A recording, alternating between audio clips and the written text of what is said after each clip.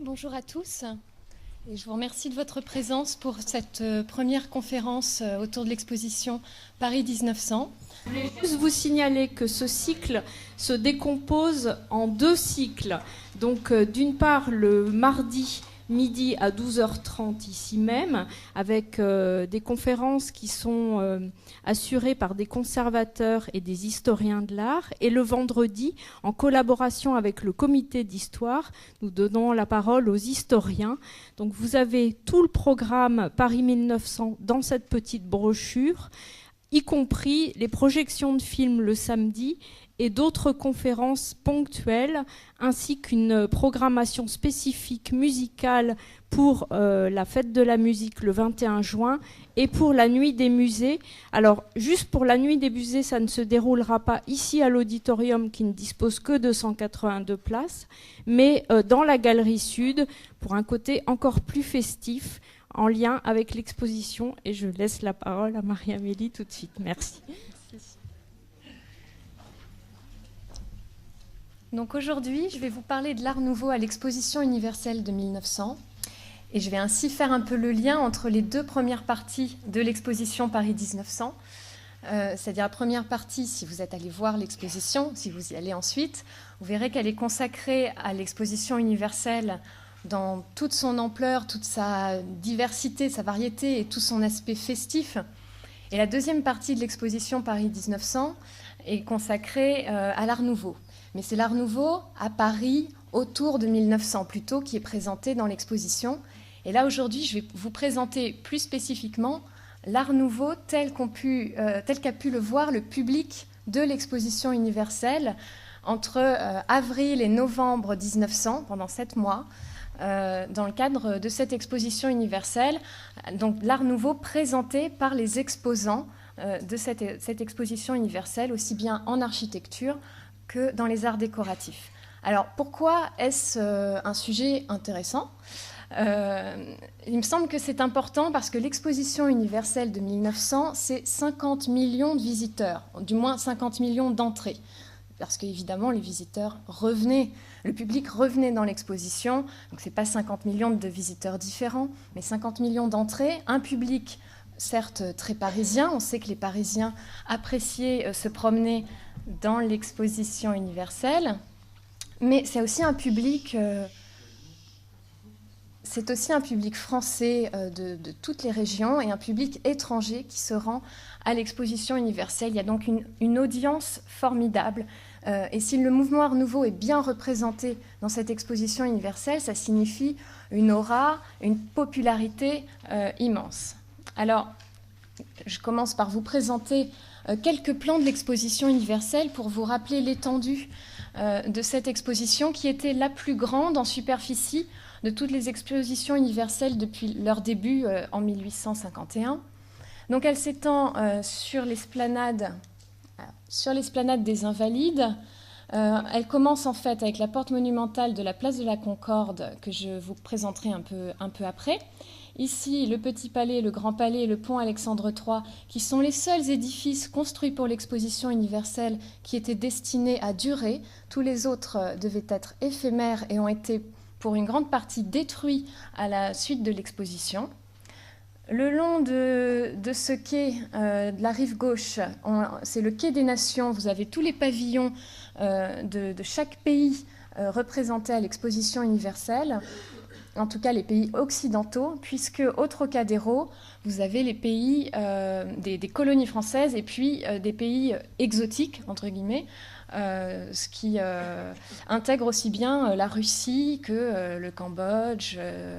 Enfin voilà, tous ces pays exotiques sont ici.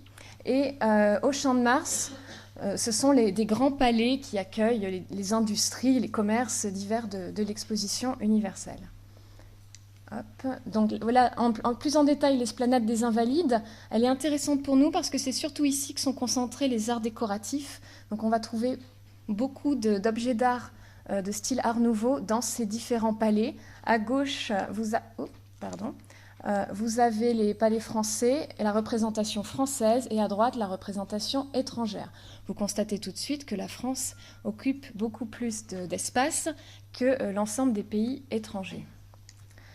côté Champ de Mars, des industries diverses et variées, et puis ce palais ici, qui réunit la grande salle des fêtes, qui accueille les grandes réceptions officielles de l'exposition. Et au bout du Champ de Mars, près de la Seine, toute une série de pavillons, alors la Tour Eiffel bien sûr, de 1889, et toute une série de restaurants, d'attractions diverses. Le Trocadéro, dont j'ai déjà parlé. Alors, à première vue, quand on regarde ces photographies des rues de l'exposition universelle, l'Art Nouveau n'apparaît pas très présent. Et c'est pourquoi les livres qui traitent de l'Art Nouveau estiment souvent que l'Art Nouveau était mal représenté à l'exposition universelle, que c'était un rendez-vous manqué. Et alors effectivement, si on regarde là l'esplanade des Invalides, on ne peut pas dire que ces palais qui ont été édifiés par la France soient de style Art Nouveau. Ils sont typiquement Belle Époque, mais c'est l'éclectisme flamboyant de cette époque-là, ce n'est pas du style Art Nouveau. Là, on est sur le Champ de Mars, la Tour Eiffel est derrière nous, et vous avez au fond ce qu'on appelle le château d'eau, et puis ce grand palais de l'électricité qui recevait donc les manifestations, les réceptions officielles. Et le château d'eau, si je m'approche de lui, c'est une construction assez extraordinaire, fantaisiste, qui s'illumine la nuit à la lumière électrique, ce qui fascinait les contemporains. Mais là non plus, on ne peut pas parler d'une construction véritablement Art Nouveau. Le Trocadéro, avec tous ces pays, des pays exotiques, lui non plus n'est pas vraiment Art Nouveau. Bon. Et en plus, dans la bibliographie sur l'Art Nouveau, on dit en général que l'Art Nouveau était principalement représenté à l'exposition universelle par cette porte monumentale. Vous pouvez retrouver ce dessin dans l'exposition Paris 1900. Cette porte qui est place de la Concorde et qui est due à l'architecte René Binet. Et on estime que c'est là ça l'un des monuments les plus phares de l'Art Nouveau, de l'exposition universelle.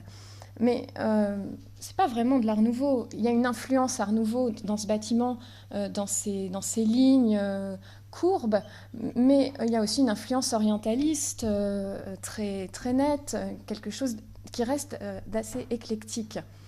L'autre édifice qu'on estime être tributaire de l'Art Nouveau, c'est le Grand Palais.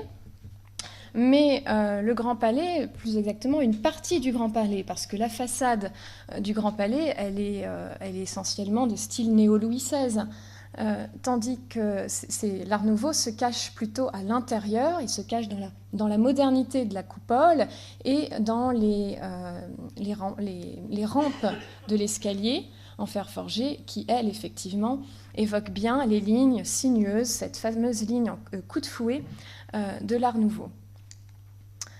Je passe encore quelques images de l'exposition universelle. Là, ce sont justement les pavillons représentant les différents pays, les pavillons officiels de chaque pays sur le quai des Nations.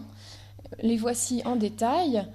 Italie, Turquie, vous pouvez les regarder. Vous constaterez qu'il n'y a pas d'Art Nouveau et que, mais c'est pour une bonne raison, c'est qu'on avait demandé à ces pays d'avoir une architecture emblématique du style de chaque pays. Donc les États-Unis ont une architecture qui ressemble au Capitole américain. La Grande-Bretagne, ça ressemble un peu à un cottage. L'Autriche a choisi le style néo-baroque. L'Italie, quelque chose qui évoque la place Saint-Marc. Bref, la basilique Saint-Marc. Des édifices emblématiques du style de chaque pays, et on comprend bien ça dans toute cette rivalité des nations qu'est l'exposition, qu'est 1900, qu'est cette époque-là, le pavillon du Cambodge. Et pour terminer sur cette première évocation de l'exposition universelle, ce qu'on appelait le Vieux Paris, le long de la Seine, c'est-à-dire une reconstitution du Paris médiéval qui occupait une bonne partie de la rive droite entre la place de la Concorde et le Trocadéro. Et voilà, je termine là-dessus. Le village suisse, pour vous montrer aussi toute la diversité et la fantaisie de ces constructions de l'exposition universelle. Là, on est du côté du Champ de Mars. Et vous avez la reconstitution d'un village suisse au pied d'une fausse montagne, bien évidemment. Tout ça, c'est du carton-pâte. Donc on mettait quand même des moyens fabuleux pour des constructions qui n'allaient durer que quelques mois. Alors, pourquoi si peu d'art nouveau dans ces constructions officielles ? Bon, déjà, je l'ai dit rapidement à cause de la question nationaliste. Et puis, pour la France, puisque la France, c'est quand même elle qui fait construire la grande majorité de ces pavillons, il faut savoir que les plans de l'exposition universelle ont été fixés entre 1894 et 1898. À cette époque-là, en France, l'Art nouveau n'est pas encore très développé en architecture. Plus exactement, il se développe dans les constructions privées, des immeubles d'habitation, des hôtels particuliers, comme Hector Guimard peut en faire. Mais c'est encore assez rare. L'Art nouveau en architecture va se développer justement plutôt après 1900.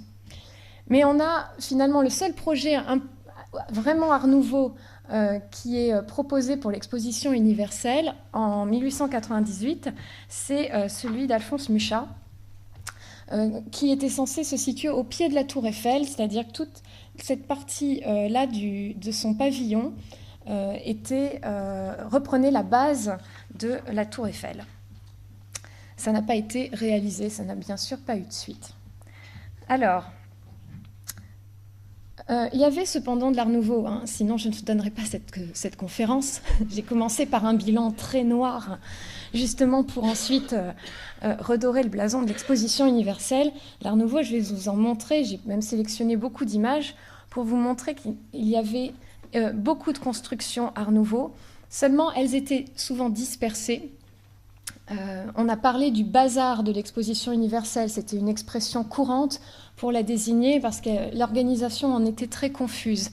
Et finalement, toutes ces installations de style Art nouveau, elles sont dispersées dans l'ensemble foisonnant de cette exposition universelle. Et vous allez voir qu'on trouve de l'Art nouveau aussi bien pour des architectures, des installations officielles que dans des architectures privées, donné à des concessionnaires privés, où là, on a un Art nouveau souvent très séduisant, un peu commercial. Alors, je commence par l'architecture, souvent l'architecture d'intérieur, l'architecture des installations au sein des palais, et honneur à la France. Ici, ce que vous pouvez voir, c'est un petit morceau de la classe de la parfumerie, qui donc se situe dans l'un des palais de l'Esplanade des Invalides, et c'est ici la classe française. Donc, dans l'exposition universelle, vous avez des groupes, et puis au sein des groupes, vous avez des classes. C'est la manière d'organiser les différents exposants. Donc là, on est dans la classe de la parfumerie. Vous pouvez voir que les édifices de cette classe sont Art nouveau, mais d'inspiration un peu Louis XV. Par contre, ces bancs, qui sont quand même d'une ampleur assez impressionnante, là, il n'y a pas de doute, ils sont vraiment d'inspiration Art nouveau avec cette forme courbée, vive du dossier des bancs. D'ailleurs, l'installation de cette classe, l'architecture de cette classe de la parfumerie est due à Franz Jourdain. Franz Jourdain, ce sera le futur architecte de la Samaritaine avec Henri Sauvage. Et c'est un architecte qui, en 1900, est vraiment engagé dans l'Art nouveau. Un autre exemple d'une installation d'une classe au sein des palais de l'exposition, des palais français, celle des cuirs et peaux, une installation consacrée au cuir. Mais vous voyez là que toute l'architecture de cette installation, elle aussi, est là plus nettement de style Art nouveau, et surtout ces banquettes, cette borne centrale, elle montre un Art nouveau assez exubérant avec ces volutes très audacieuses. Cette architecture est due à Léon Benouville, qui est également un dessinateur de mobilier très engagé dans l'Art nouveau à cette époque-là. Là, nous sommes dans la papeterie, section de la papeterie. Donc, vous voyez, quel que soit le sujet des objets présentés, l'architecture Art nouveau s'immisce dans ces installations de classe. Là, c'est un architecte moins célèbre, Louis Sorel. Mais voilà une autre image de cette section. Elle est très clairement Art nouveau, et vous voyez que même les murs sont couverts de cette grande inscription papeterie, d'une décoration murale, vraiment dans ce style.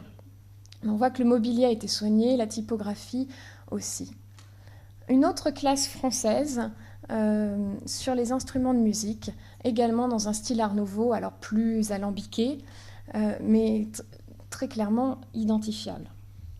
Alors, ces installations françaises, elles étaient sous l'égide d'un architecte, Louis Bonnier, dont je vais vous reparler un petit peu après, qui avait donc pour mission, non pas de concevoir ces installations, vous avez vu qu'elles sont dues à plusieurs architectes, mais en tout cas de suivre les projets, de valider les plans. Et Louis Bonnier était un architecte assez favorable à l'Art Nouveau. Donc on peut imaginer, on peut supposer qu'il a favorisé ce style dans les installations temporaires. Une autre classe Art Nouveau, une gravure qui représente, donc là aussi, toute cette partie-là métallique est en fait l'architecture de cette classe qui, elle, est consacrée à la décoration et qui est l'œuvre de Charles Plumet. C'est également un décorateur très célèbre à Paris. Il a participé au groupe de l'Art d'Antou qui prônait un art nouveau plus abordable pour toutes les classes sociales. Alors je passe à l'étranger. On a vu que pour la France, finalement, pour l'architecture officielle, c'est surtout de l'architecture des installations, des classes, donc quelque chose d'intérieur, de l'architecture d'intérieur. Pour l'étranger, on a finalement, pour les pays étrangers, une architecture officielle parfois beaucoup plus audacieuse que celle de la France. Et l'un des plus beaux témoignages, c'est ce pavillon, qui est le pavillon de la Finlande. Il n'est pas situé le long de la Seine, il est légèrement en retrait, sur la rive gauche, mais il est néanmoins très visible, surtout avec ce campanile très imposant. Ce pavillon est dû à Eliel Saarinen, qui est le père d'Eero Saarinen, et qui est alors un jeune architecte d'une vingtaine d'années. Et c'est un style Art Nouveau, mais un Art Nouveau justement typiquement finlandais, un style Art Nouveau assez nationaliste. C'est pour ça que vous retrouvez le vocabulaire, des vocabulaires Art Nouveau typiques de la Finlande et des motifs animaliers évocateurs de ce pays. Donc c'est vrai que dans l'Art Nouveau, il faut toujours penser d'un côté à un Art Nouveau qui se veut international, universel, l'Art Nouveau autrichien, par exemple l'Art Nouveau belge, qui est un Art Nouveau plutôt abstrait. Et puis une autre mouvance de l'Art Nouveau, celle qui a plutôt eu du succès dans les pays de l'Est et les pays du Nord, qui est un Art Nouveau plus nationaliste, qui cherche à affirmer le style d'un pays qui souvent est dominé politiquement par un autre. C'est le cas de la Finlande, qui à ce moment-là est dominée politiquement par la Russie. Et donc, à l'intérieur du pavillon, là c'est l'intérieur du pavillon, vous aviez dans le dôme de ce pavillon des fresques d'Axel Gallen-Kallela, qui est lui un peintre plutôt symboliste, mais également dans cette mouvance Art Nouveau caractéristique des pays du Nord. Dans le pavillon de la Finlande, on trouvait aussi des expositions d'art décoratif, là notamment celle de la société Iris, et qui est typiquement Art Nouveau, mais c'est Art Nouveau très spécifique de ces pays du Nord. Et ce fauteuil-là et celui-ci, je vous les montre en couleur, parce que c'est... Ah, pardon, j'ai appuyé trop vite. Ah, ben, visiblement, il y a une page qui ne passe pas. Bon, eh ben, je vous les montre... Ah, voilà. Ouf. Donc les voici en couleur, et vous reconnaissez à la fois le vocabulaire assez abstrait de l'Art Nouveau et très stylisé pour les motifs des tissus. Et puis cette grande modernité, ça date de 1900. Je ne suis pas au premier coup d'œil, on s'en doute pas forcément. On peut dater plus tardivement. Donc la Finlande fait le choix de l'Art Nouveau pour sa représentation officielle. L'Autriche aussi, dans une certaine mesure. Alors son pavillon, vous l'avez aperçu, lui est de style néo-baroque.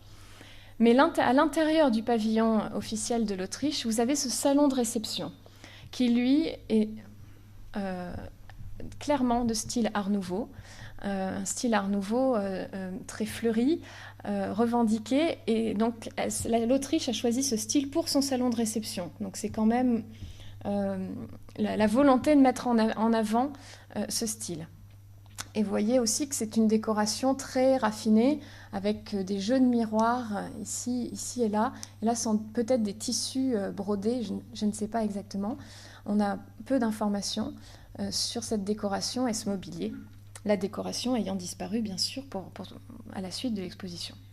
C'est l'œuvre de Max Fabiani, qui était un élève d'Otto Wagner. Otto Wagner étant le grand architecte Art Nouveau, sécession de l'Autriche. J'assimile bien sûr, j'assimile le style sécession de l'Autriche au style Art Nouveau de manière générale. L'Art Nouveau est un mouvement international qui prend des formes diverses en fonction des pays. Alors, la photo est un peu floue, excusez-moi. C'est une œuvre que vous pouvez voir dans l'exposition Paris 1900. Et en fait, c'est une toile d'Alphonse Mucha qui décorait l'intérieur du pavillon de la Bosnie-Herzégovine. Ce pavillon, lui aussi, d'extérieur, n'avait rien d'Art Nouveau, mais à l'intérieur, on a fait appel à Alphonse Mucha pour décorer ce pavillon. Et Alphonse Mucha, qui à ce moment-là vit en France, est un artiste emblématique de ce style, et on le reconnaît bien dans les lignes, dans le choix, la représentation aussi des femmes, est bien caractéristique de ce style. Alors même là où ça peut nous paraître moins évident, il y a aussi de l'Art Nouveau. Alors dans cette photographie-là, je vous présente simplement le pavillon de la Russie, qui lui n'a rien d'Art Nouveau.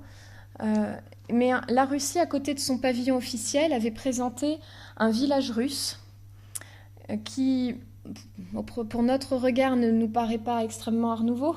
On ne reconnaît pas ces lignes caractéristiques du style. Mais ce village russe avait été confié à des artistes du groupe d'Abramtsevo, Constantin Korovine, Alexandre Golovin.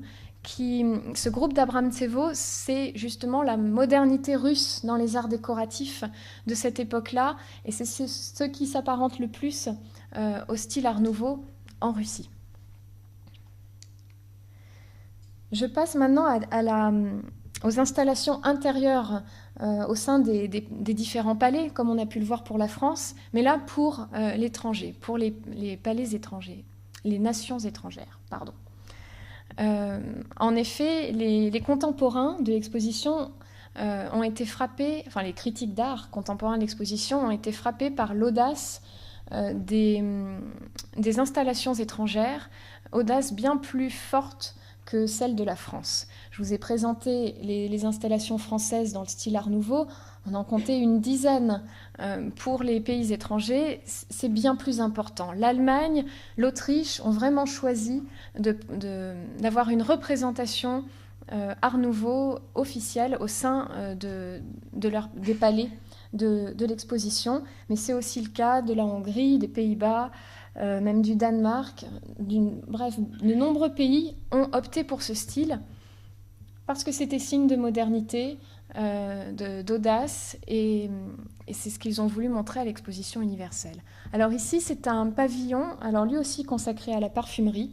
La parfumerie, je l'ai remarqué, adorait l'Art Nouveau. À l'exposition universelle, on trouve beaucoup d'installations Art Nouveau dans ce domaine-là. Et là, c'est la parfumerie allemande. Donc les Allemands avaient construit un petit pavillon au sein d'un palais. Il faut imaginer là, la photo est détourée, mais il est au sein d'un palais. Et c'est un architecte qui s'appelle Karl Hofacker, qui n'est pas particulièrement célèbre, qui en est l'auteur. Il était l'auteur d'un grand nombre d'installations intérieures allemandes. Et on avait dû lui demander d'adopter le style Art Nouveau, parce que dans d'autres constructions qu'il a pu faire en dehors de l'exposition universelle, ce n'est pas particulièrement un architecte Art Nouveau. Mais là, pour l'exposition universelle, il s'y est conformé. Alors, on a vu la parfumerie allemande. Un autre exemple d'une de ses réalisations, L'image n'est pas très claire, j'en suis désolée, mes documents sont anciens. Le salon d'honneur de la section de l'électricité, qui est en fait ce grand dôme en ferronnerie. Donc vous imaginez aussi le travail que ça représente. Toute cette ornementation végétale et ces courbes sinueuses sont caractéristiques de l'Art Nouveau. Et en plus, on a cet édifice extrêmement léger. C'est quand même quelque chose d'assez audacieux. Tout ça pour un pavillon sur l'électricité, qui donc, a priori, n'a pas de rapport avec l'Art Nouveau. Là aussi, alors là, on passe à l'Autriche, avec un pavillon sur l'alimentation. Et bon, c'est un style Art Nouveau avec des influences un peu 18e, c'est pas de l'Art Nouveau pur, mais on retrouve bien un vocabulaire typiquement Art Nouveau dans cette ornementation végétale, cette stylisation des figures féminines. Toujours l'Autriche, une autre installation, un salon, et là également on est en pleine sécession, en plein style sécession, avec ces figures, ces sculptures, ces cariatides, une ferronnerie là aussi typiquement Art Nouveau, et puis un tissu, une soierie au fond, avec, on voit des roses, et puis ces lignes orthogonales typiques de la sécession. Toujours l'Autriche, nous sommes dans la section des tissus, plus exactement la section de la laine, c'est pour ça qu'on a certainement ce motif de ce book.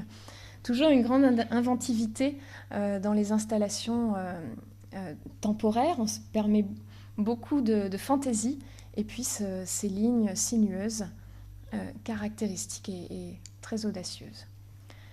La section autrichienne des moyens de transport avait été confiée à Otto Wagner. Donc Otto Wagner qui a réalisé notamment la Poste à Vienne, de nombreux bâtiments viennois, qui était professeur à l'école spéciale d'architecture de Vienne et qui a eu une aura très importante sur le mouvement de la sécession. Il n'en est pas fondateur, mais il a accompagné, ses élèves ont été fondateurs de la sécession, et c'est lui qui a été l'architecte de plusieurs sections de l'Autriche à l'exposition universelle, notamment celle-ci, et donc tous ces éléments assez fins qui délimitent la section sont son œuvre.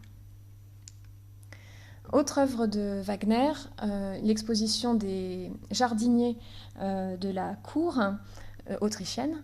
Et là, on est en plein vocabulaire d'Otto Wagner avec ces lignes très audacieuses. Et là, nous passons, toujours pour l'Autriche, à la section de l'école des arts décoratifs, dont la décoration a été dirigée par Joseph Hoffmann. Donc Hoffmann, c'est justement l'un des élèves d'Otto Wagner et l'un des fondateurs de la sécession et l'un des fondateurs des ateliers des Wiener Werkstätte qui ont produit ces objets d'art caractéristiques de la sécession viennoise. Et donc Joseph Hoffmann était professeur à l'école des arts décoratifs de Vienne et il a été responsable, avec les élèves de l'école, de la décoration consacrée à l'exposition de cette école d'art décoratif. Je vous montre différentes photographies de cette exposition et on voit là aussi tout le travail réalisé entre le mobilier, le vitrail et puis toute cette décoration murale dans laquelle l'Art Nouveau prend toute son ampleur. Là aussi, toujours une image de cette exposition assez extraordinaire et qui a beaucoup impressionné les commentateurs français de l'époque. Et puis, alors, je ne vais pas trop vous parler de beaux-arts, parce que la notion d'Art Nouveau appliquée à la peinture est une notion délicate. On peut plutôt parler d'une influence, mais je vous présente quand même ce tableau très célèbre de Klimt, Pallas Athénée, qui était présenté dans le Grand Palais. Le Grand Palais accueille l'exposition de peinture et de sculpture dans l'exposition autrichienne, donc au sein de ce Grand Palais. Et l'exposition autrichienne, en voici deux photographies, donc des photographies de deux salles de l'exposition autrichienne de peinture au Grand Palais, dans lesquelles donc se tient la Pallas Athénée de Klimt. Et vous reconnaissez là aussi une décoration typiquement Art Nouveau, qui est à nouveau due à Joseph Hoffmann. Et vous pouvez voir notamment au-dessus de la porte cette inscription, Ver Sacrum, le printemps sacré, qui était le nom de la revue de la sécession et également la devise en fait, de la sécession. Donc ce mouvement de la sécession est tout à fait présent dans l'exposition autrichienne de manière officielle. Donc l'Autriche a vraiment pris le parti de mettre en avant l'Art Nouveau dans ses installations. Je passe à des pays auxquels on pense moins intuitivement pour l'Art Nouveau, la Hongrie par exemple. Il y a aussi de l'Art Nouveau hongrois, et là on le voit à nouveau dans l'une de ces installations d'un palais de l'exposition universelle, cette architecture très caractéristique, qui est due à deux architectes. Je vous donne leur nom pour mémoire, en espérant ne pas les prononcer trop mal, Zoltán Bálint et Lajos Zsambor, qui étaient responsables d'une grande partie des installations hongroises. Sachant que la Hongrie est certes sous domination autrichienne, mais elle a eu un commissariat indépendant de celui de l'Autriche. Et elle aussi fait le choix de l'Art Nouveau, mais d'un Art Nouveau plus typiquement hongrois, et justement pour s'affirmer en tant que nation d'un point de vue stylistique. Ça, c'est une autre vue, la vue d'une autre installation hongroise, celle des tissus et des vêtements. Et là aussi, vous voyez l'audace et la grande ornementation de cette architecture temporaire. Puis on retrouve aussi dans les vitrines, l'ornementation des vitrines, des bancs avec des motifs Art Nouveau également. Les Pays-Bas également avaient fait très fort, même si les commentateurs de l'époque ont très peu relevé leur participation à l'Art Nouveau. Peut-être parce que... Enfin, je n'arrive pas vraiment à savoir pourquoi. Est-ce que c'est parce que c'était un Art Nouveau très classique, un peu d'influence belge? C'est difficile à dire. En tout cas, quand on regarde les quelques photographies et les plans aussi qui sont conservés aux archives nationales de ces installations hollandaises, on voit très clairement la présence de l'Art Nouveau. Voilà une autre installation des Pays-Bas. Et là, c'est un Art Nouveau vraiment assez abstrait. On n'a plus d'ornementation végétale, florale. C'est vraiment la ligne pure, comme on peut la voir en Belgique. Et puis, une photo aussi d'une installation du Danemark. Là, on revient à des lignes plus orthogonales, plus proches d'ailleurs de ce que peut faire l'Art Nouveau autrichien. Alors, vous me direz, mais où est la Belgique dans tout ça? Parce que l'Art Nouveau belge, c'est quand même... c'est l'origine de l'Art Nouveau, c'est la Belgique. C'est elle qui lance le ton dès les débuts des années 1890. Et c'est à partir de la Belgique que l'Art Nouveau s'étend aux autres pays, et notamment à la France. Malheureusement, l'Art Nouveau belge, il est quasiment absent de l'exposition universelle. Ce qui fait aussi que les livres qui étudient l'Art Nouveau ont tendance à trouver que l'exposition universelle n'était pas très intéressante. C'est que l'Art Nouveau belge est très peu présent. Pourquoi?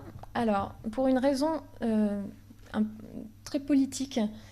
L'Art Nouveau belge aurait dû être présent à l'exposition universelle au sein de ce pavillon, dont nous n'avons donc que des gravures, que des dessins, qui auraient été dessinés par Victor Horta, qui a été dessiné par Victor Horta, un grand nom de l'architecture Art Nouveau belge. Et ce pavillon devait accueillir une exposition autour du Congo belge. Et puis il devait accueillir aussi, donc c'était le pavillon du Congo, et il devait accueillir justement tous les artistes Art Nouveau belges. Ils auraient été réunis, ils auraient eu une exposition sur les arts décoratifs belges au sein de ce pavillon. Et puis finalement, à quelques mois de l'ouverture de l'exposition, à la fin de l'année 1899, Léopold II a décidé de ne pas faire construire ce pavillon pour des raisons politiques, en fait. Il ne voulait pas mettre en valeur le Congo belge à cette époque-là. Et donc pas de grande construction Art Nouveau. Et puis les artistes Art Nouveau qui auraient dû y figurer, finalement se sont retirés et n'ont pas exposé.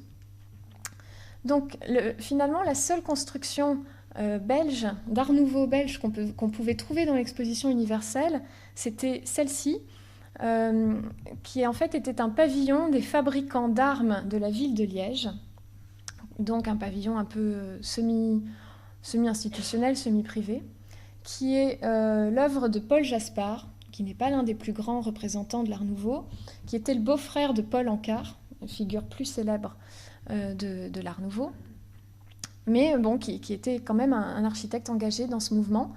Et ce pavillon a été très peu commenté, d'ailleurs, par les revues d'art de l'époque. J'en ai retrouvé que cette photographie-là. Il était peut-être un peu caché, un peu en retrait. Il n'a peut-être donc pas été bien vu dans le foisonnement des pavillons de l'exposition universelle. En tout cas, on retrouve bien ce style Art Nouveau belge, justement, dans les parties métalliques, et notamment aussi dans le toit, avec cette ligne coup de fouet qu'on retrouve. Alors ce pavillon, si vous souhaitez le voir aujourd'hui, vous le pouvez, à Saint-Ouen. Il fait partie des rares constructions qui ont été préservées. Mais préserver est un bien grand mot parce qu'en fait, on a conservé uniquement les parties métalliques et la partie, d'ailleurs je ne sais pas si c'est de la pierre, je ne sais pas quelle est la matière utilisée, a été reconstruite en briques. Et puis aujourd'hui, c'est un immeuble d'habitation avec des escaliers de sortie de secours. Bref, il a mal vécu, il a mal survécu. Alors, je passe maintenant, on a vu donc tout ce qui était architecture institutionnelle, entre guillemets. Je passe à l'architecture privée. L'architecture qui a été confiée en fait à des propriétaires privés qui ont loué une concession au sein de l'exposition universelle pour y édifier ce qu'ils voulaient. Ça pouvait être un restaurant, une galerie, comme ici, des kiosques, des magasins, des attractions diverses. Il y avait beaucoup de concessions privées dans l'exposition universelle. Et là, il n'y avait pas cette dimension politique qu'on a pu voir pour toute l'architecture officielle. Il n'y avait pas cette question politique. En revanche, il y avait une question commerciale. Il fallait attirer le visiteur. Et l'Art Nouveau a pu être favorisé de ce point de vue-là, puisque c'était un style plutôt à la mode, en tout cas à la mode pour certaines classes sociales, plutôt bourgeoises. Et donc ça a pu permettre de produire certains pavillons d'un style assez séduisant. Alors le premier, on entrera à l'intérieur un petit peu plus tard, c'est le pavillon du magasin de l'Art Nouveau. C'est son nom, l'Art Nouveau, c'est le nom du magasin, qui est une galerie d'art très célèbre à Paris. C'est l'une des rares galeries consacrées à l'Art Nouveau à cette époque, à ce moment-là. Et elle est dirigée par un certain Siegfried Bing, qui est évoqué dans l'exposition Paris 1900. Et Siegfried Bing, donc, s'était implanté à Paris dans les années 70-80. Et il avait évolué d'abord...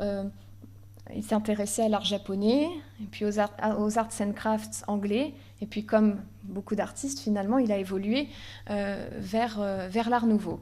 Et donc, à l'exposition universelle, il a loué un emplacement, une concession, pour présenter sa galerie hors les murs, si je puis dire. Donc là, vous voyez une architecture typiquement Art Nouveau, alors un peu lourde, si je peux me permettre une critique, avec ces ornements, ces fleurs assez massives. Plus intéressante avec ces panneaux peints, qui sont l'œuvre de Georges Defeur, un peintre symboliste qui a justement été choisi par Siegfried Bing pour décorer ce pavillon. Alors, l'Art Nouveau, on le retrouve aussi, donc, d'un point de vue commercial, dans les grands magasins qui exposent aussi au sein de l'exposition universelle, comme ici, c'est l'intérieur du magasin du Printemps, notre fameux Printemps, grand magasin. Et là, vous retrouvez aussi ces motifs typiquement Art Nouveau. Là, l'architecture extérieure n'a rien d'Art Nouveau. L'Art Nouveau, comme souvent, se cache à l'intérieur du bâtiment. Et puis l'Art Nouveau, on le trouve dans des édifices divers, plus ou moins assurés, plus ou moins affirmés, comme ici, sur ce pavillon des Ardoisières d'Angers, qui a été assez commenté à l'époque, même si aujourd'hui on peut trouver que l'inspiration Art Nouveau est assez limitée. On peut surtout la situer dans la partie inférieure. La partie supérieure n'a rien vraiment d'Art Nouveau. En tout cas, c'est une réalisation française.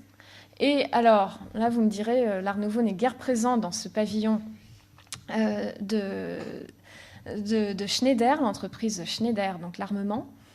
C'est vrai. Cet édifice est dû à Louis Bonnier, dont je vous ai parlé tout à l'heure, celui qui qui était architecte en chef des installations. Mais c'est là aussi, à l'intérieur du pavillon, que l'Art Nouveau se fait plus présent, même assez ostentatoire, avec ces motifs qui en fait sont dus à des fils électriques. Et là, ce sont les ampoules qui forment des fleurs, en fait. Donc on utilise la modernité aussi pour l'ornement. Et puis avec ce grand principe de l'Art Nouveau, qui est que l'ornement doit toujours être soumis à la fonction. Même si en vérité, c'est un principe qui est finalement assez peu appliqué. Son manque d'application a été beaucoup critiqué par les contemporains qui trouvaient que l'Art Nouveau n'était pas suffisamment rationnel alors qu'il se revendiquait comme tel. D'autres constructions de Louis Bonnier, donc Louis Bonnier, l'architecte du pavillon Schneider, d'autres projets plutôt, puisqu'ils n'ont pas été construits. Ce sont des projets que vous pouvez voir dans Paris 1900, des projets pour des kiosques. Là, le kiosque du Figaro, là, un kiosque non identifié. Et on reconnaît une inspiration Art Nouveau dans ces projets de kiosques de Louis Bonnier. Mais a priori, ils n'ont pas été construits. Je n'en mettrai pas ma main à couper parce qu'il n'est pas toujours facile de retrouver des photographies qui prouvent ou non, enfin qui prouvent la présence de ces kiosques. Peut-être ont-ils été construits et qu'on ne le sait pas, mais je ne crois pas. Alors j'en viens à l'un des édifices privés les plus intéressants de cette exposition universelle, qui est ce restaurant, le Pavillon Bleu, qui, vous l'apercevez, était situé au pied de la Tour Eiffel, elle est là. Et ce Pavillon Bleu est une œuvre franco-belge. Donc malgré tout, la Belgique est représentée ici, puisqu'elle est l'œuvre de l'architecte René Dulon, français, et de l'architecte décorateur Gustave Serrurier-Bovy, un grand nom également de l'Art Nouveau belge. Donc ce restaurant, Pavillon Bleu, est un restaurant de luxe au pied d'un lac artificiel. On n'avait pas hésité à fabriquer des lacs artificiels aussi pour l'exposition universelle. Donc il avait une vocation commerciale, bien sûr. Là, vous voyez l'arrière de la façade. On voit bien la tour Eiffel aussi. Et là, on reconnaît vraiment les lignes de l'Art Nouveau belge. Ce qui était assez intéressant avec ce pavillon, c'est on l'appelait le pavillon bleu, et il était bleu, et bleu et jaune, ce que les photographies, bien sûr, ne peuvent pas nous permettre d'apprécier, mais cette aquarelle nous en donne un écho. Et on était allé assez loin dans la présence de l'Art Nouveau pour ce restaurant, puisque même les menus étaient dans ce style. Ils avaient été confiés au dessinateur Eugène Grasset, suisse, et également un dessinateur très important pour ce mouvement-là. Alors, le Pavillon Bleu était un restaurant qui existait à Saint-Cloud, et donc il s'était implanté, il avait une annexe à l'exposition universelle. Voici l'intérieur du pavillon, et là on peut dire que c'est assez surchargé en Art Nouveau, avec ce lustre très présent, toute cette décoration murale exubérante. Le mobilier est plus calme, d'ailleurs plus caractéristique des œuvres de Gustave Serrurier-Bovy. Tout ceci a disparu après l'exposition, très rapidement après l'exposition universelle. Un autre édifice Art Nouveau privé de l'exposition universelle, ce théâtre, qui est le théâtre de Loie Fuller, la danseuse américaine, qui a eu un tel succès dans tous les pays, et notamment à Paris, avec sa fameuse danse, je vous la montre ici, voilà, la danse avec ces grands voiles qui imitaient le papillon. Et Loie Fuller est devenue un peu une muse pour les artistes de l'Art Nouveau. Vous retrouvez de nombreuses sculptures, d'objets d'art qui s'inspirent de sa danse. Dans l'exposition Paris 1900, vous pouvez voir cette affiche qui avait été conçue par Manuel Orazzi pour l'exposition universelle. Et donc je reviens à son pavillon, à son théâtre. Il est l'œuvre de Henri Sauvage. Donc Henri Sauvage, le futur architecte de la Samaritaine avec Franz Jourdain, futur architecte également de la Villa Majorelle à Nancy, et de nombreux édifices qui font la transition entre l'Art Nouveau et l'Art Déco à Paris. Il est alors très jeune, il a 27 ans, quand il édifie ce théâtre, qui est bien d'inspiration Art Nouveau, mais qui malgré tout est vraiment expressément dédié à notre danseuse. On voit ce motif des voiles. Ça reste une construction assez atypique et assez fantaisiste. Alors, maintenant que j'ai un peu parcouru l'architecture privée française, de nouveau, je passe à l'étranger. Et je commence par ce restaurant, cette vue intérieure du restaurant allemand, qui était à l'intérieur du pavillon officiel de l'Allemagne. Donc là aussi, le pavillon officiel de l'Allemagne n'était pas vraiment dans ce style Art Nouveau, mais au bas du pavillon, on avait loué une concession privée pour ce restaurant qui, lui, avait une décoration typiquement Art Nouveau. Vous retrouvez aussi, comme souvent, la présence d'ampoules lumineuses qui servent d'ornement. Le autre restaurant, pardon pour la qualité de l'image, le restaurant autrichien. Là aussi, l'Art Nouveau est souvent présent dans l'architecture des restaurants. On s'en rend compte aujourd'hui à Paris. C'est souvent dans ces édifices qu'il a résisté au temps. Déjà à l'époque, c'était un style apprécié pour ce type d'édifice. Le restaurant autrichien, qui est l'œuvre d'un certain Neukomm, qui est Art Nouveau, pareil, d'influence un peu variée. Et si vous regardez, je vais vous montrer ce détail plus particulièrement. Voilà, en photographie. On voit mieux quand même en photographie, dans le détail, le vocabulaire typique de l'Art Nouveau dans ces volutes et dans cette ornementation végétale. Alors un édifice qui a été là aussi très peu commenté à l'époque, très peu vu, peut-être parce que les contemporains ne s'attendaient pas à ce que la Hongrie fournisse une architecture Art Nouveau, là pour le coup assez internationale, plus proche de ce que peut faire la Belgique, par exemple, avec cette boulangerie hongroise. Donc là aussi, c'est un exposant privé qui a fait édifier cette boulangerie, qui a un bâtiment assez important. Ça, c'est la continuité de ce bâtiment. Il avait une forme en demi-cercle très, très audacieuse. Là, voici un détail donc, de la partie en demi-cercle, où vous retrouvez tout le vocabulaire de l'Art Nouveau, aussi bien dans cette frise où on voit des petits boulangers, que dans l'ornementation végétale avec les grains de blé, et puis ces fenêtres rondes typiques de ce style.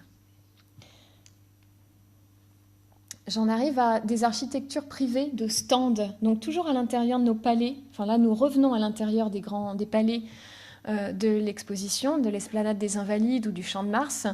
Et ce sont des exposants privés qui ont fait le choix du style Art Nouveau pour l'architecture de leur stand. Donc là, par exemple, un exposant de machines textiles qui a fait le choix d'une ferronnerie Art Nouveau, d'une porte Art Nouveau très présente. C'est une grande hauteur de cette porte, très visible et très audacieuse. Aussi, clin d'œil donc à Siemens, avec des compteurs d'eau. Et là, vous voyez son stand dans sa totalité, un petit stand, mais d'une architecture très audacieuse, très, très originale, et avec présence de vitraux qui ont peut-être pour but d'évoquer l'eau des compteurs évoqués. Et puis, aussi, petit clin d'œil à Heineken, la bière qui existait déjà en Hollande à ce moment-là. Ils avaient un petit stand pour la brasserie Heineken.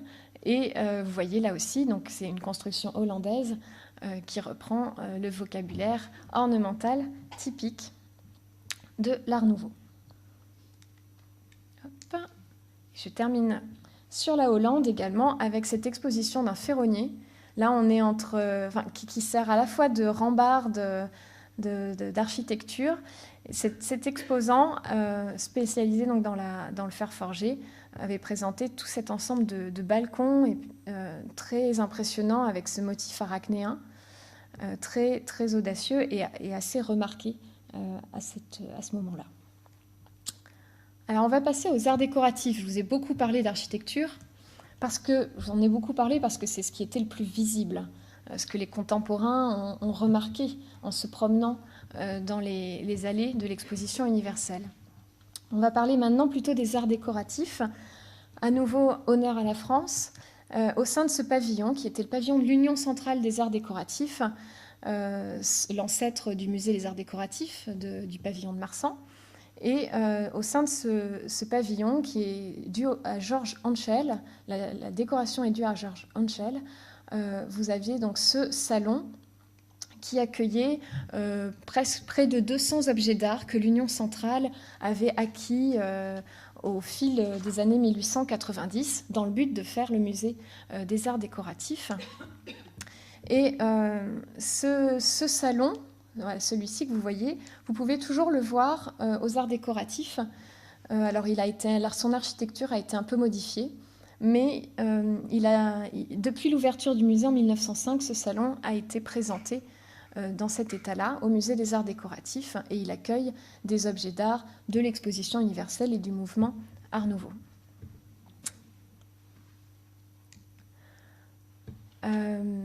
Donc, je reviens à l'Art Nouveau de Siegfried Bing, à ce magasin emblématique de l'Art Nouveau. Et on va entrer dans ce magasin. Il a eu un succès considérable à l'exposition universelle. C'est vraiment le magasin, la construction Art Nouveau est l'ensemble Art Nouveau le plus remarqué par les commentateurs et le plus loué, qui reçoit le plus d'éloges. À l'intérieur de ce pavillon, il présentait en fait plusieurs chambres et salons dus à 3 artistes. Eugène Gaillard, là vous voyez une chambre et un salon de Eugène Gaillard.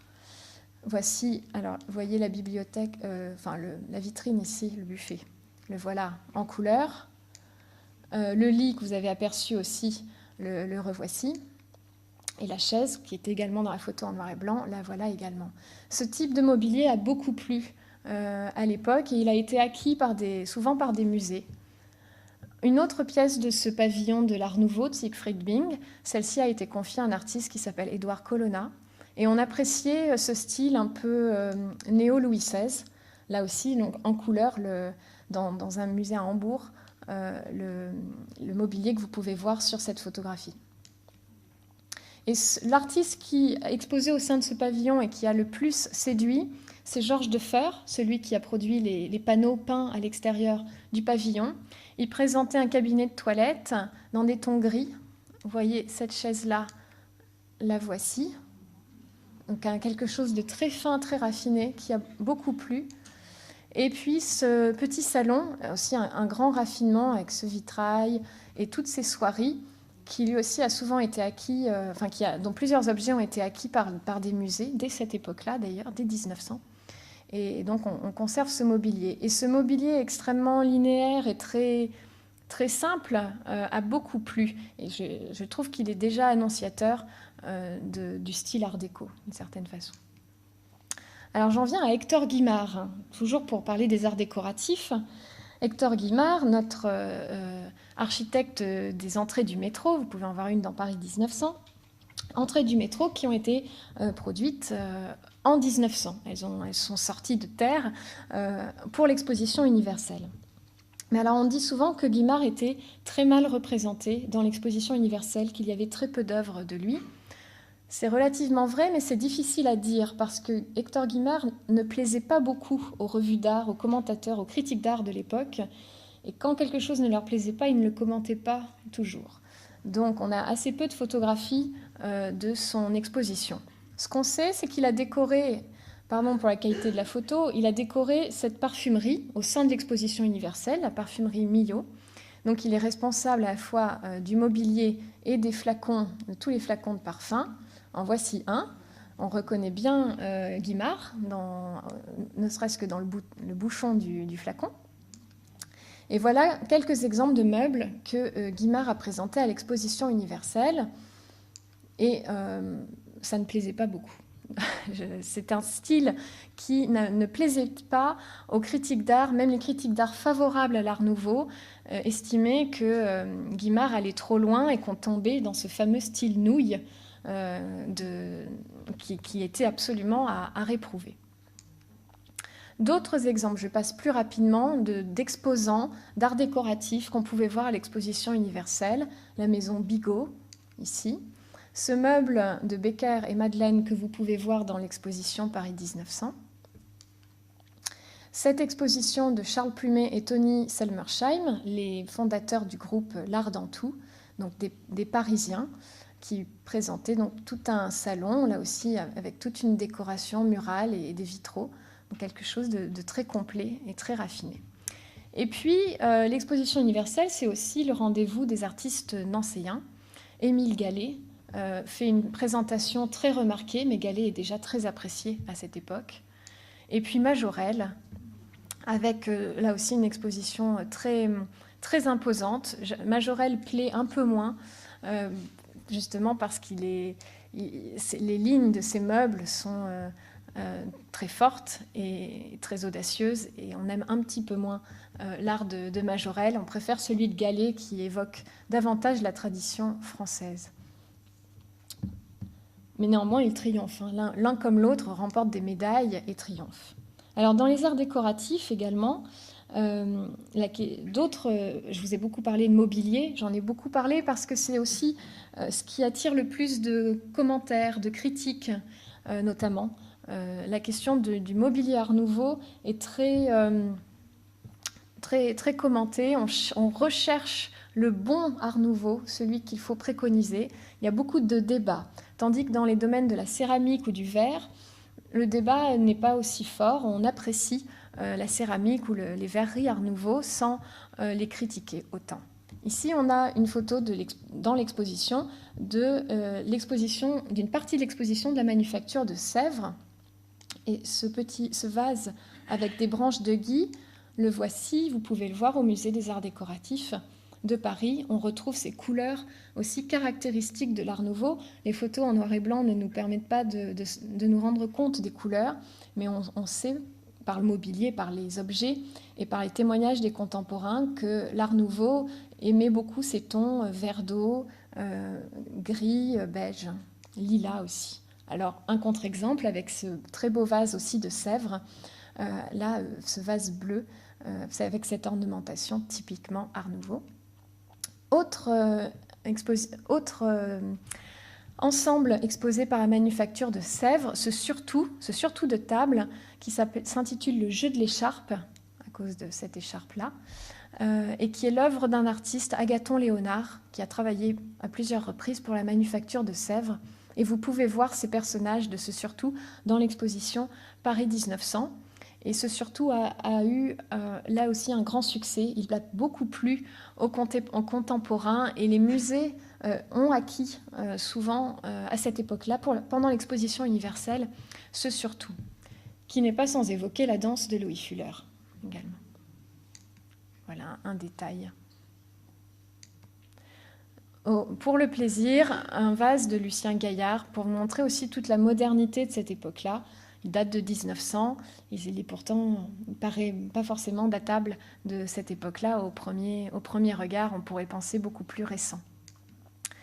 Alors je passe au verre avec l'exposition là, de Dôme qui a remporté une médaille d'or, qui a eu beaucoup de succès, et l'exposition d'Émile Gallé. Alors Émile Gallé, il a vraiment triomphé à l'exposition universelle. Il présentait un four verrier avec ses vases autour de ce four, donc une présentation assez originale, et puis des vitrines qu'il avait lui-même conçues, au sein desquelles donc, il présente tous ces verres.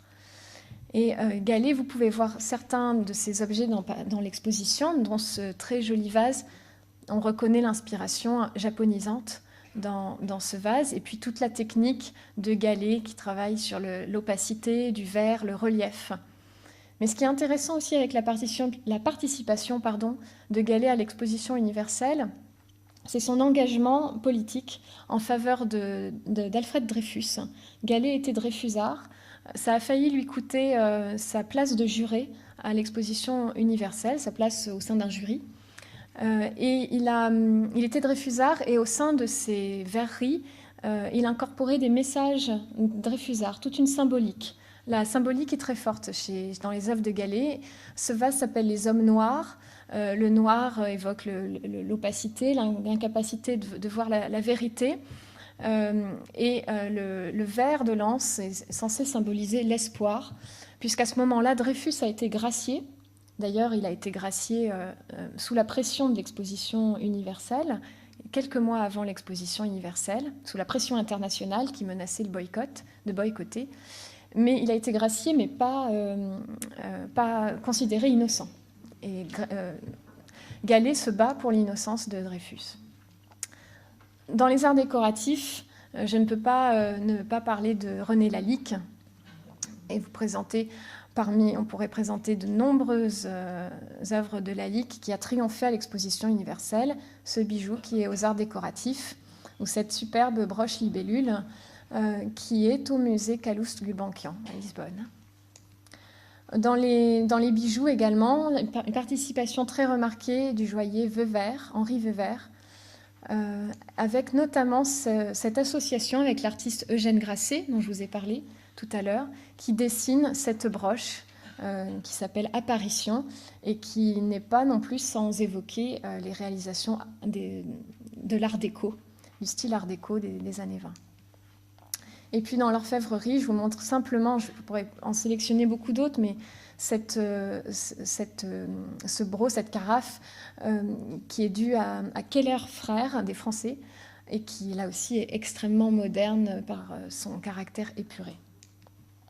Alors côté étranger, l'Allemagne, dans les arts décoratifs, l'Allemagne triomphe également. Alors elle triomphe, elle est beaucoup observée par les Français qui admirent les réalisations allemandes et en même temps les critiquent beaucoup. Mais déjà la rivalité entre la France et l'Allemagne est très forte. Donc on critique aisément l'Allemagne depuis la France et on trouve que le style allemand, le style art nouveau allemand, le Jugendstil, est un peu sombre et trop torturé. On parle même d'un style malade, parfois, pour le désigner. Mais il y a néanmoins beaucoup de jalousie dans ces propos, parce que les Allemands ont présenté une exposition très complète d'art nouveau dans les arts décoratifs. Là, vous avez le salon des artistes de la colonie de Darmstadt, qui était une colonie d'artistes, un ensemble d'artistes qui se sont réunis à Darmstadt autour de 1900. Un salon avec certainement un photomontage de l'époque pour ces personnages. Donc là également un salon allemand, et avec une vue de détail de ce salon, consacré à la chasse, un salon de chasse dû à Bruno Paul. Et vous voyez l'un de ces fauteuils aux lignes... on comprend pourquoi les Français étaient réticents aussi. Il y a des lignes assez agressives dans ces fauteuils, et l'un est conservé, vous pouvez aller le voir dans les collections permanentes du musée d'Orsay aujourd'hui. Autre salon allemand, celui de Richard Rimmerschmidt, avec ses frises justement assez torturées, c'est vrai, mais ce mobilier très moderne, le voilà en couleur. C'est vrai que les lignes sont très élancées et sont d'une grande modernité. D'autres réalisations, alors là on passe du côté autrichien avec Olbrich, l'un des membres de la sécession, qui réalise un salon pour un yacht en toute simplicité, avec là aussi des tentures, des panneaux peints, bref, et des objets d'art nombreux et variés. Et là, alors, je vous ai depuis le début beaucoup parlé de l'Allemagne, de l'Autriche. Je vous présente juste une réalisation italienne. On a souvent dit que les artistes italiens n'avaient pas exposé d'art nouveau à l'exposition universelle. Ils étaient peu présents. L'art nouveau, à ce moment-là, en Italie, était encore assez peu affirmé. Il s'est justement affirmé à la suite de l'exposition universelle. Mais voilà une cheminée d'un artiste qui s'appelle Vittorio Vallabrega, qui est quand même assez imposante, assez impressionnante. On sait aussi que l'artiste Carlo Bugatti, qui est le grand artiste art nouveau italien était présent à l'exposition universelle, mais je n'ai pas réussi à retrouver d'image de son exposition. Je passe d'un pays à l'autre pour vous montrer toute la diversité, mais juste en quelques clichés, des arts décoratifs de style Art Nouveau. Là, nous sommes à Copenhague avec ce vase de la manufacture Bing et Grøndal. Vous pouvez voir dans l'exposition Paris 1900 des vases de la manufacture royale de Copenhague qui avaient une représentation très importante à l'exposition universelle et qui ont été très appréciés. Également, des Pays-Bas, cette fois, la manufacture de Rosenburg. Vous pouvez voir aussi dans l'exposition Paris 1900 un vase assez semblable à celui-ci, qui également a eu beaucoup de succès. C'était un style Art Nouveau très, très net, très fin. C'est une porcelaine extrêmement fine et toujours avec ces ornements très raffinés. Et puis, je vais terminer simplement avec les États-Unis. Les États-Unis qui étaient principalement présents à l'exposition universelle dans le domaine des arts décoratifs avec Louis Comfort Tiffany. C'est cet artiste du verre spécialisé dans le vase et dans le vitrail qui est le plus remarqué par les Européens, le plus admiré. Et on connaît assez peu la représentation d'autres artistes de l'Art Nouveau américain à l'exposition universelle. Et donc je termine avec cette vue d'un vitrail de Tiffany, présenté parmi bien d'autres à l'exposition universelle de 1900. Alors, on a donc fait un grand tour du monde de l'Art Nouveau, et au sein simplement d'une exposition universelle. C'est un peu le tour de force de cette exposition, c'est d'avoir réuni autant d'artistes de pays différents dans un même lieu, au même moment. Et donc ça a permis des échanges entre des artistes, ça a permis surtout aux critiques d'art de voir ce qui se passait dans les autres pays, bien plus que dans les années précédentes, de découvrir l'art nouveau de ces pays, notamment les pays du Nord, les pays de l'Est, dont on connaissait très mal les productions. Là, la France, les critiques d'art français prennent connaissance de cet art. J'imagine que les artistes également s'en inspirent. Alors, l'exposition universelle a été l'occasion d'un débat critique très important, je l'ai mentionné à plusieurs reprises, un débat critique sur l'art nouveau, sur ce que devait être l'art nouveau. On l'a beaucoup théorisé au sein des revues d'art, au sein de différents essais, pour en dire beaucoup de mal et pour en dire du bien aussi. On l'a beaucoup critiqué, ça lui a sans doute même un peu nui, en tout cas en France, pour son évolution dans les années suivantes, avec l'idée qu'on en avait vu tellement qu'on n'en voulait plus vraiment. En tout cas, on voulait de quelque chose de plus épuré, de plus sain, entre guillemets. Ce sont des mots c'est un mot qui revient souvent à cette époque pour désigner ce que devrait être l'art nouveau, quelque chose de rationnel, de sain, de simple, et qui ne l'est pas suffisamment aux yeux des critiques d'art français de cette époque. Alors, est-ce que l'exposition universelle a eu des répercussions sur l'art nouveau ? C'est difficile de le savoir, mais on en a quand même quelques pistes, quelques idées. On sait pour la France qu'elle a contribué à créer des associations d'artistes, notamment la Société de l'École de Nancy s'est créée tout de suite après l'exposition universelle. Gallet et Majorelle s'étaient rendus compte que les artistes nancéiens ne s'étaient pas suffisamment unis pour leur représentation au sein de l'exposition universelle. Et l'école de Nancy a été officiellement fondée en 1901, donc tout de suite après l'exposition, et à la suite de ce constat qu'ils avaient manqué d'unité, justement comparé à des artistes allemands ou autrichiens qui s'étaient vraiment unis dans leur représentation au sein de l'exposition universelle. De même, l'exposition universelle a permis de l'acquisition des œuvres par de nombreux musées. Ça, c'est important pour notre regard actuel aussi sur ce mouvement.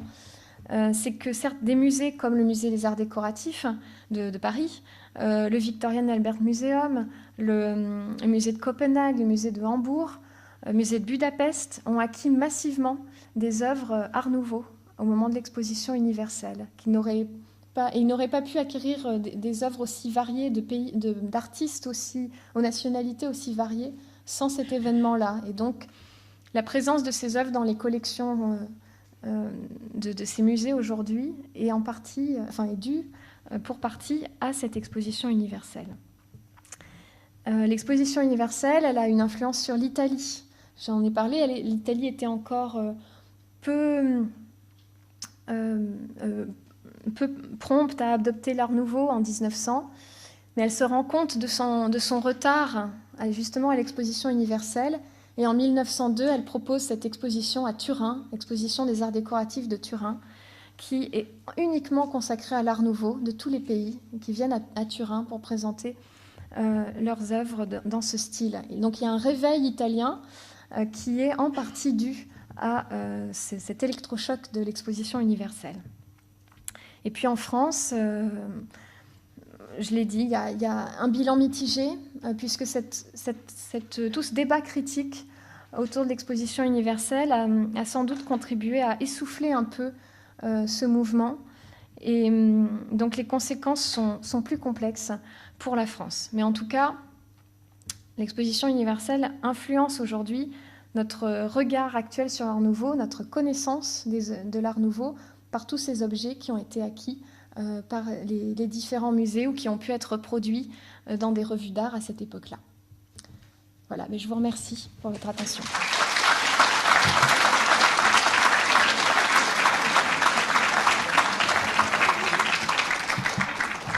Donc, on vous retrouve avec plaisir vendredi à 12h30 pour la première conférence du cycle Histoire, avec la richesse poétique des années 1900 par Jean-Michel Maulepoix, qui est poète, professeur à l'Université de Paris-Ouest Nanterre La Défense. Et ici même, le mardi 29 avril, pour une conférence qui sera assurée par Dominique Lobstein, qui est également commissaire de l'exposition Paris 1900, qui nous parlera de 1900, l'exposition à la recherche d'un toit. Merci, bonne journée.